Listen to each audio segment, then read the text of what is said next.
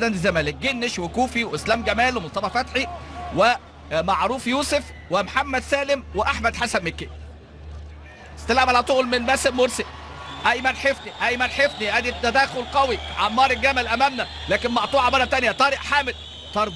علي جبر عمل ضغط على لاعبي نادي الزمالك وحاله من عدم التركيز وبيحاولوا استجماع قوتهم، لكن امام هذه الكثافه وادي كره مقطوعه واول هجمه للزمالك وادي كهرباء وممكن هدف. يا ولد يا ولد يا ولد الزمالك ب10 لكن يسجل كهرباء. 10/10 كهرباء. حلوه. شوف امامنا هنا الزمالك. ادي الزمالك الجماهير الزملكاويه التي اتت اليوم في هذه المباراه لا تريد التاهل بل تريد رد الاعتبار، والزمالك ب10 لاعبين لكن هدف اول.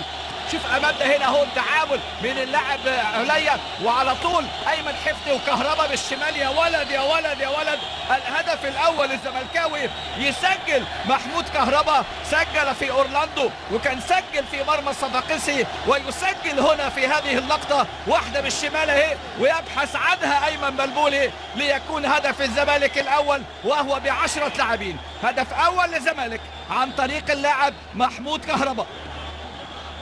هدف زملكاوي. كهربا وصدام بن عزيزه عاملين مباراه كبيره. صدام بن عزيزه وعمار الجمل. بن عمر في عمق الملعب في عمق وسط الملعب. ادي امامنا بن عمر لكن كره على طول مقطوعه. حاطط المره دي استلام من باسم الى امامنا اهو اللاعب عمر جابر وحكم اللقاء وركله جزاء لنادي الزمالك.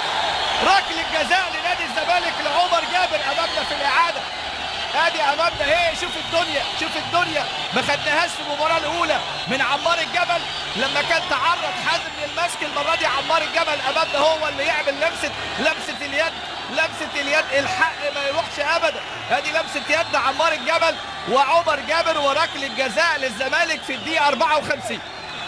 ركله جزاء للزمالك في الدقيقه 54. لمسه اليد امامنا اهو وحكم اللقاء اتاكد ان هي بره ولا جوه وراح شاور على طول على جوه يدي ركله جزاء للزمالك.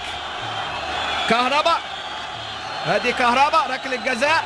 عمار الجمل واحد من اللاعبين اللي عندهم انذارات هو وغازي عبد الرزاق وايضا اللاعب حمزه الاحمر. كهربا سجل في اورلاندو سجل في الصفاقسي وسجل في مباراه اليوم.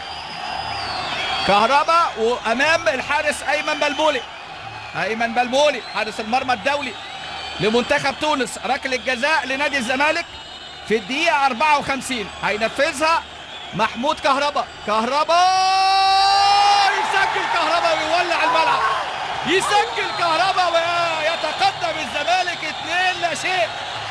2-0 كهربا في الدقيقة 55 أمامنا اهو. ادي الجماهير والفرحة بالتقدم 2-0.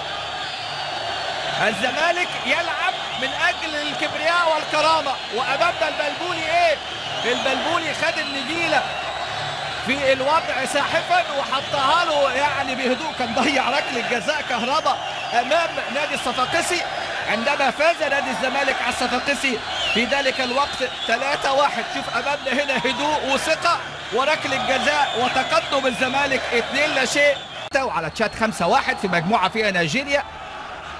تونس فازت على جيبوتي 8-1 خسرت في مباراتها في التصفيات امام ليبيريا وعندها لقاء مع توجو. مصر عندها مباراة مع نيجيريا في تصفيات المؤهلة افريقيا الجابون 2017. لكن خلونا في اللقاء، خلونا في نادي الزمالك امام نادي النجم في هذه المهمة الصعبة. ولكن مصطفى فتحي يلعبها حلوة.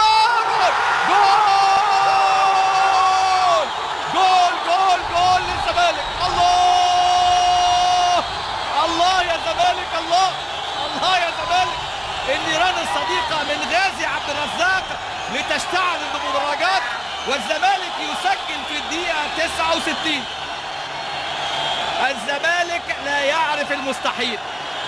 ادي امامنا هنا الهدف الثالث. غازي عبد الرزاق يضعها في شباكه من الكرة اللي اتلعبت من مصطفى فتحي البديل. تحدثنا عن الكرات الثابتة ونادي الزمالك امامنا اهو. شوف امامنا. شوف الجماهير. ادي الجماهير الوفية. والله نادي الزمالك عنده جمهور يتحسدوا عليه جماهير نادي الزمالك، يعني ليها سطوه، ليها قوه. وادي امامنا انطلاقه وحذاري من الكرات الخطيره ومحاوله وتسديده، ولكن كره تطلع الى ركله مرمى. 3-0. ادي كره مصطفى وغازي عبد الرزاق هو اللي حطها في مرماه عشان تبقى النتيجه 3-0، والنتيجه قربت والحلم قرب، والزمالك بروح وحماس وبقلب كبير وبقلب ابيض يسجل امامنا اهو غازي عبد الرزاق في مرماه بالخطا عشان يتقدم الزمالك.